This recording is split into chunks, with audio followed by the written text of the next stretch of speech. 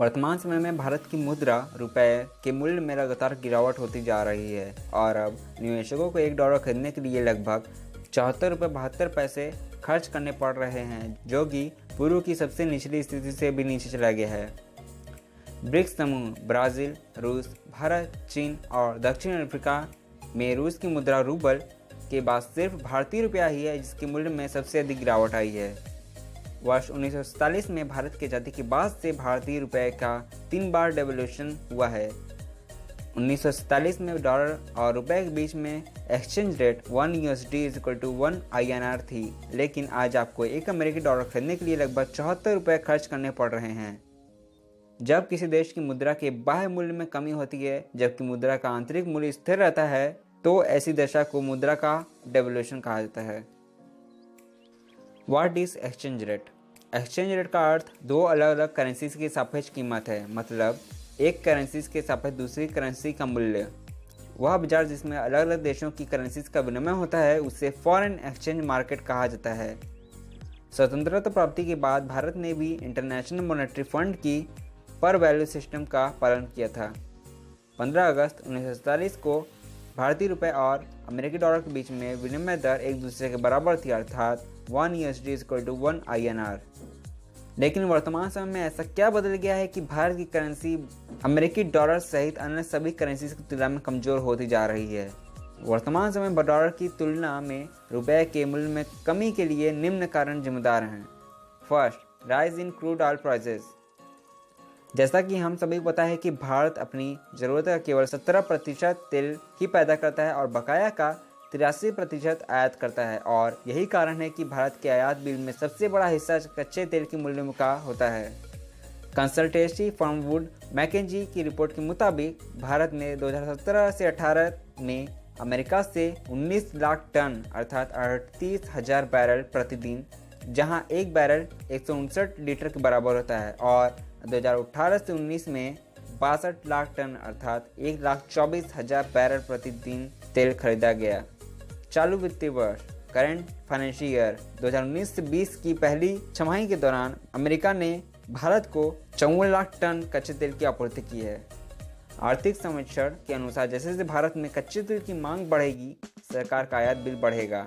इस कारण सरकार को इराक और सऊदी अरब सहित अन्य देशों को डॉलर में अधिक भुगतान करना पड़ेगा, जिससे डॉलर की मांग बढ़ेगी और इसकी तुलना में रुपए का मूल्य कम होगा।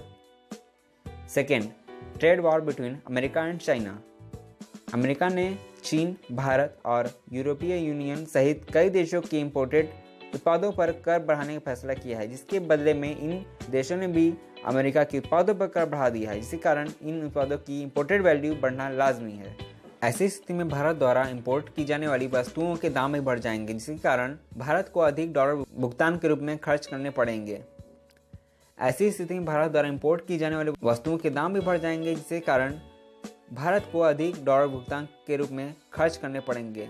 इसका परिणाम यह होगा कि भारत द्वारा डॉलर की मांग बढ़ जाएगी, बाजार में भारतीय रुपए की पूर्ति बढ़ जाएगी और इस कारण डॉलर के मूल्य में वृद्धि होगी और रुपये के मूल्य में कमी, अर्थात $1 को खरीदने के लिए ज़्यादा रुपए खर्च करने पड़ेंगे। Third, India's increasing trade deficit. जब किसी देश के निर्यात बिल उसके आयात बिल की तुलना में घट जाता है तो इस स्थिति को व्यापार घाटा कहते हैं। साल दर साल भारत के व्यापार घाटे में 25% की गिरावट आई है। इसका सीधा सा मतलब है कि भारत को डॉलर या अन्य विदेशी मुद्रा के रूप में निर्यात से जितनी आय प्राप्त हो रही है उससे ज़्यादा आयात की गई वस्तुओं और सेवाओं पर खर्च करनी पड़ रही है। Fourth, exit of capital from India. पूंजी का निकास उस दशा को कहते हैं जब भारत से विदेशी निवेशक या देश के निवेशक अपना रुपया निकालकर किसी और देश में निवेश कर देते हैं। मतलब यह है कि जब भारत और विदेश के निवेशक भारत के बाजार से रुपया निकालते हैं तो वे दुनिया के सब जगह स्वीकार की जाने वाली मुद्रा अर्थात डॉलर के में ही निकालते हैं, जिसके कारण भारत में डॉलर की मांग बढ़ जाती है, साथ ही इसका मूल्य भी बढ़ जाता है। National security depository limited NSDL के आंकड़ों के मुताबिक इस साल अप्रैल के अंत तक भारत से $244.44 मिलियन रुपया देश से बाहर चला गया है। फिफ्थ, पॉलिटिकल इंस्टेबिलिटी, राजनीतिक अस्थिरता का माहौल।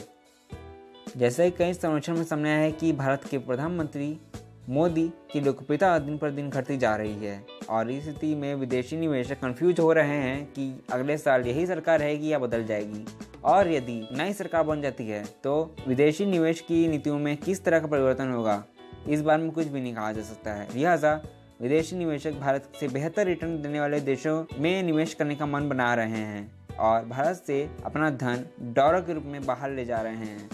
इसका अंतिम परिणाम डॉलर के मूल्य में वृद्धि और रुपयों के मूल्य में कमी के रूप में सामने आ रहा है। तो इस प्रकार ऊपर दिए गए तर्कों के आधार पर कहा जा सकता है कि इन सभी कारकों के कारण भारतीय मुद्रा का मूल्य 2020 में 74 रुपये प्रति डॉलर के आसपास घूम रहा है।